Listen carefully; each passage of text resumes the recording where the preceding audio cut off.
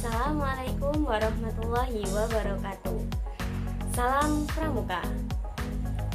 Perkenalkan, nama saya Vita Fatimah, NPM 2113053148, Program Studi Pendidikan Guru Sekolah Dasar, Fakultas Keguruan dan Ilmu Pendidikan, Universitas Lampung Angkatan 2021. Pada kesempatan kali ini, saya akan menjelaskan tentang Pramuka Penggalang. Penggalang adalah sebuah tingkatan dalam pramuka setelah siaga. Biasanya, anggota Pramuka Penggalang berusia 11-15 tahun. Berdasarkan syarat-syarat kecakapan umum, Pramuka Penggalang dapat digolongkan dalam beberapa tingkatan, yaitu 1. Penggalang Ramung, 2. Penggalang Rakit, 3. Penggalang Terap, 4. Penggalang Garuda. Tingkatan Pramuka Penggalang juga memiliki syarat-syarat kecakapan umum dan syarat-syarat kecakapan khusus yang harus dipenuhi untuk mendapatkan kenaikan tingkat atau tanda kecakapan umum dan mendapatkan tanda kecakapan khusus. Di dalam Pramuka Penggalang, setiap anggota dikelompokkan dalam satuan-satuan kecil yang disebut dengan regu. Setiap regu terdiri dari 8 orang penggalang. Setiap regu dipimpin oleh seorang pemimpin regu atau pinru yang bertanggung jawab atas regunya tersebut. Regu dalam penggalang memiliki nama-nama untuk mengidentifikasikan regu tersebut. Untuk regu putra diambil dari nama hewan, misalnya kalajengking, kobra, dan hewan lain sebagainya. Sedangkan nama regu putri diambil dari nama tumbuhan atau bunga, misalnya melati, mawar, anggrek, dan lain sebagainya. Setiap 4 regu dihimpun dalam sebuah pasukan yang dipimpin oleh seorang pemimpin regu utama yang disebut pratama. Pratama adalah pemimpin dari seluruh regu. Dalam tingkatan penggalang, pelaksanaan kegiatan kepramukaan dilaksanakan dengan sistem terpisah untuk satuan putra dan satuan putri, di mana pramuka penggalang putra dikelompokkan dengan pramuka penggalang putra lainnya dan dipisahkan dari kelompok penggalang putri.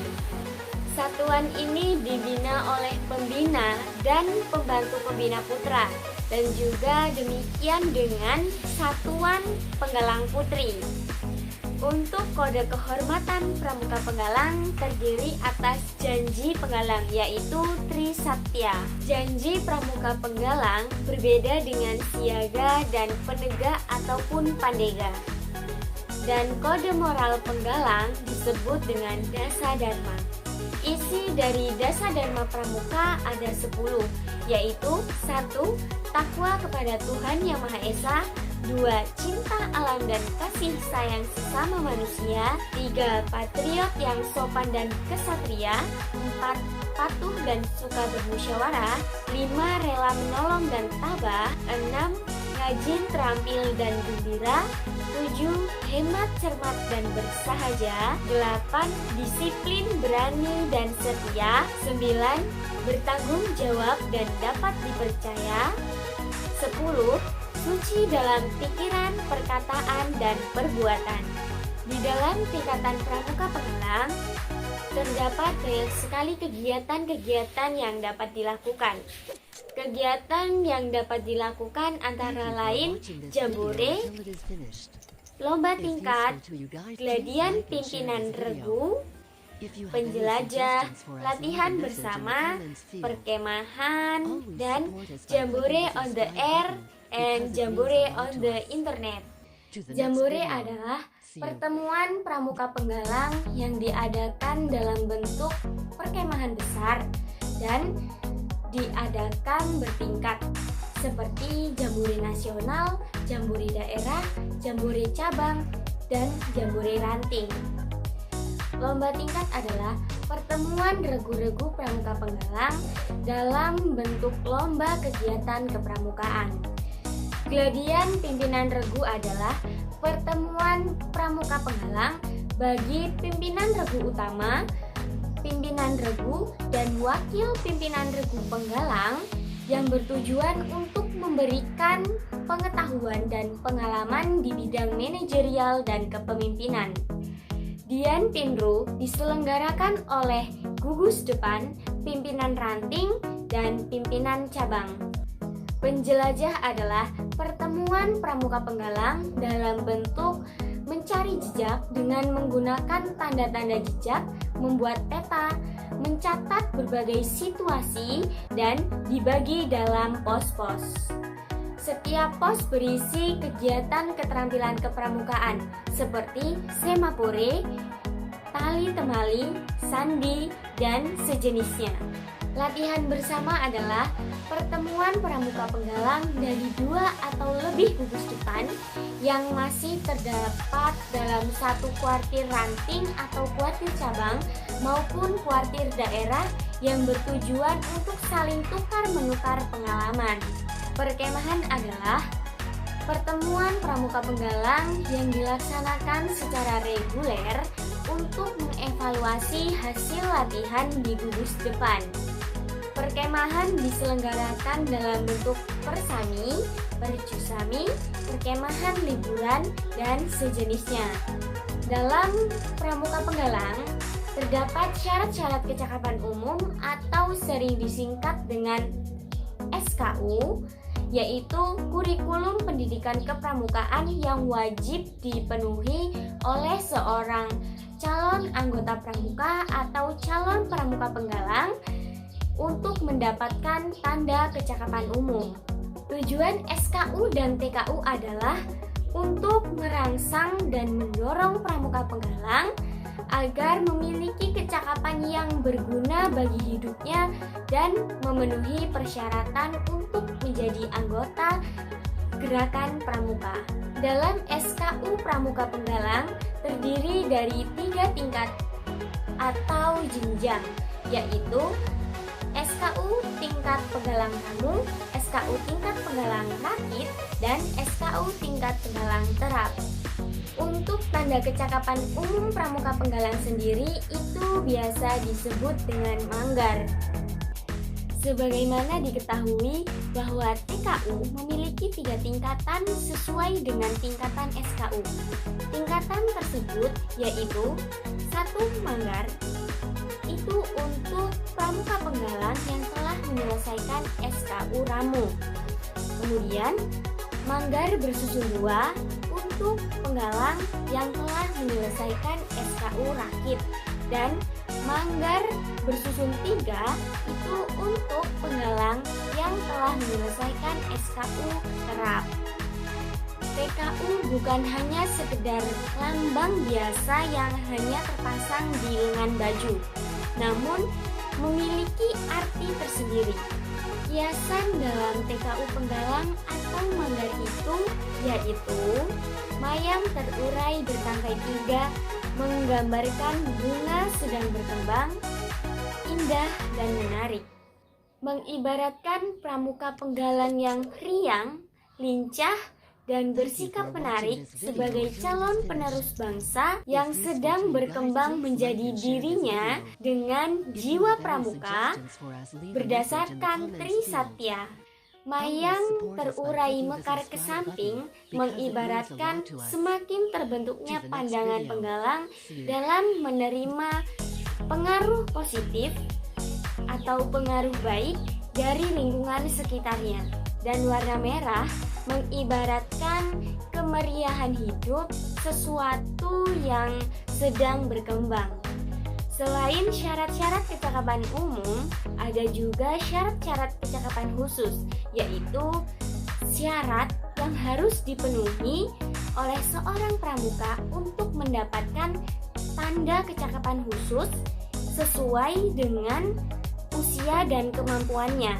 Tanda kecakapan khusus adalah suatu tanda yang menunjukkan kecakapan, kepandaian, ketangkasan, keterampilan, dan usaha seorang pramuka di bidang tertentu yang sesuai dengan usia dan kemampuannya.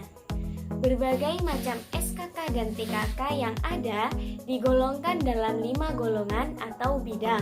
Masing-masing bidang dibedakan dengan warna dasar yang terdapat di dalam tanda kecakapan khusus tersebut. 5 bidang tersebut adalah 1. Bidang agama, mental, moral, spiritual, pembentukan pribadi dan watak yang memiliki warna dasar kuning. 2. Bidang patriotisme dan seni budaya yang memiliki warna dasar merah. 3. Bidang kesehatan dan ketangkasan yang memiliki warna dasar putih. 4. Bidang keterampilan dan teknik pembangunan yang memiliki warna dasar hijau. Dan yang kelima, bidang sosial, kemanusiaan, gotong royong, ketertiban masyarakat, perdamaian dunia dan lingkungan hidup yang memiliki warna dasar biru. SKK untuk Pramuka Penggalang terdiri atas 3 tingkatan dengan masing-masing bentuk yang berbeda-beda. Tingkatan dan bentuknya adalah 1. Purwa berbentuk lingkaran dengan bingkai berwarna merah. 2. Madya berbentuk persegi dengan bingkai berwarna merah. Dan yang ketiga, Utama berbentuk segi 5 dengan bingkai berwarna merah. Adapun syarat-syarat kecakapan khusus dan tanda kecakapan khusus yang wajib bagi Pramuka Penggalang, yaitu 1. Syarat kecakapan khusus dan tanda kecakapan khusus pertolongan pertama pada kecelakaan atau P3K Pramuka Penggalang. 2. SKK dan TKK pengatur rumah Pramuka Penggalang. Yang ketiga, SKK dan TKK pengamat untuk Pramuka Penggalang. Yang keempat, SKK dan TKK juru masak Pramuka Penggalang. Dan yang kelima, SKK dan TKK khusus berkemah untuk Pramuka Penggalang. Adapun tujuan dari SKK dan TKK Pramuka Penggalang ini adalah untuk mendorong dan merangsang Pramuka Penggalang agar memiliki kecakapan yang diharapkan bisa untuk memecahkan masalahnya dan dapat diimplementasikan dalam masyarakat. Adapun tata cara pembukaan dan penutupan latihan penggalang. Yang pertama, saya akan menjelaskan mengenai tata cara upacara pembukaan Pramuka Penggalang. Yang pertama, memeriksa kerapihan dan absen oleh masing-masing pimpinan regu. Yang kedua, pembagian tugas pelaksana upacara dan mempersiapkan perlengkapan bagi regu yang ditugaskan. Yang ketiga, pratama membentuk barisan dan memeriksa kerapihan barisan. 4. Regu dipersiapkan, lalu pimpinan regu dan pratama siap di tempat yang disediakan. 5. Pembina upacara menempati tempatnya yang diikuti oleh pembantu pembina upacara yang berdiri di belakang pembina. 6. Memberi penghormatan kepada pembina upacara yang dipimpin oleh pratama yang kemudian dilanjutkan dengan laporan. 7. Pengibaran bendera merah putih yang dilakukan oleh petugas dan kemudian penghormatan dipimpin langsung oleh pembina upacara. 8. Pembina upacara membaca teks Pancasila dan diikuti oleh seluruh peserta upacara. 9. Pembacaan teks Dasadharma yang dilakukan oleh petugas. 10. Pembina upacara membaca doa yang dilanjutkan dengan amanat pembina. 11. Pratama melaporkan kepada pembina upacara bahwa upacara telah selesai dilaksanakan. 12. Pembina upacara dan pembantu pembina upacara meninggalkan arena upacara. 13. Upacara pembukaan latihan dibubarkan oleh pratama. Kemudian saya akan menjelaskan mengenai tata cara upacara penutupan latihan Pramuka Penggalang. Untuk tata cara upacara cara penutupan latihan pramuka penggalang tidak jauh berbeda dengan tata cara upacara pembukaan latihan penggalang. Yang pertama, memeriksa kerapihan dan aksen bagi masing-masing pimpinan regu. Yang kedua, pembagian tugas pelaksana upacara dan mempersiapkan perlengkapan bagi regu yang ditugaskan. Yang ketiga, pratama membentuk barisan dan memeriksa kerapihan barisan. 4. Pembina upacara dijemput oleh pratama. 5. Pembina upacara menempati tempat yang telah disediakan yang diikuti oleh pembantu pembina yang berdiri di belakang pembina. 6. Pratama memimpin penghormatan kepada pembina dan dilanjutkan dengan laporan upacara. 7. Penurunan bendera merah putih dan penghormatan dipimpin langsung oleh pembina upacara. Pembina upacara menyampaikan amanatnya dan dilanjutkan dengan memimpin doa. 8. Pratama memberikan laporan bahwa upacara penutupan latihan telah selesai dilaksanakan, yang dilanjut dengan penghormatan kepada pembina upacara. 9. Pembina upacara dan pembantu pembina upacara meninggalkan arena upacara. Dan yang terakhir, yang ke-10, pratama membubarkan barisan upacara. Demikianlah materi yang dapat saya sampaikan mengenai pramuka penggalang. Bila ada kesalahan ataupun kekurangan dalam menyampaikan materi, saya mohon maaf dan saya ucapkan terima kasih. Saya akhiri. Wassalamualaikum warahmatullahi wabarakatuh. Salam pramuka.